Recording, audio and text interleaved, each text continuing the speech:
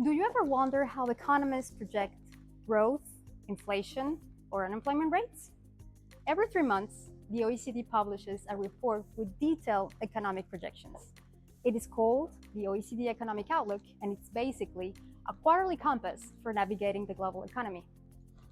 Let's break it down. What's the Economic Outlook? Well, this is a flagship where we do our analysis about the world economy. We try to assess also what are the main risks, the main policies that governments should undertake. And then we also look into a specific topic. The last part of the Economic Outlook, we look into detail to over more than 50 countries.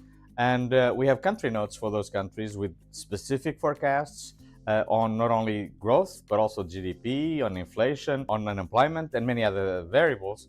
And so we try to have an analysis and try to assess how your country is doing. Check it out.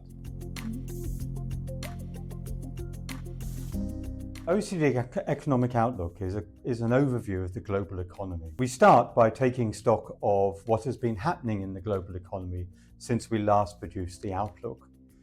This includes what's been happening to growth across individual countries, what's been happening to inflation, developments in labour markets such as wage growth and unemployment. And we also take stock of what's been happening in financial markets, international trade, commodity markets, because these factors often give us a clue about the underlying health of the global economy. Finally, we also look at consumer and business surveys, which are early signals about how the economy might evolve going forward. Once we have all of these things, we have a much better understanding of where the world economy is at the start of our projection period. And that's the first key step to being able to form coherent projections about the future. Second, we present economic projections for OECD countries as well as other major economies and key partners, along with global aggregates. These projections are for the next 2 years, and we update them regularly throughout the year in our Economic Outlook, and for G20 economies, the interim Economic Outlook publications.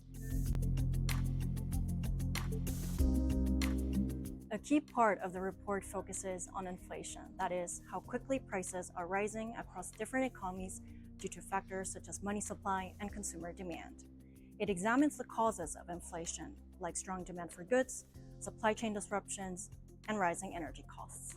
It also looks at how central banks respond to the changes in inflation, including the policy decisions they make to keep inflation in check.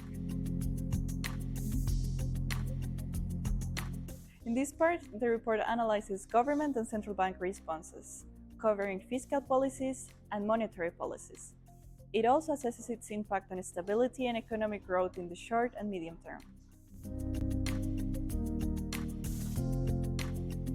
In this section, we highlight the potential risks to the global economy, such as trade tensions, geopolitical risks or uncertainty, and instability in financial markets. It assesses how these risks affect global economic conditions and growth.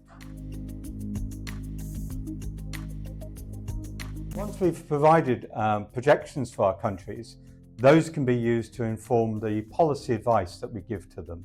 So the last part of the Economic Outlook contains our key policy recommendations for our governments and also our central banks. These cover areas like monetary policy. When and by how much can central banks ensure inflation is durably controlled? How should governments think about their tax and spending policies to make sure that debt is sustainable?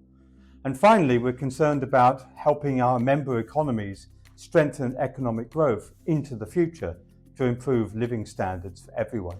Curious about where the economy is heading next? Our report shows the signals behind the numbers. So follow us and be posted on when the next edition will drop.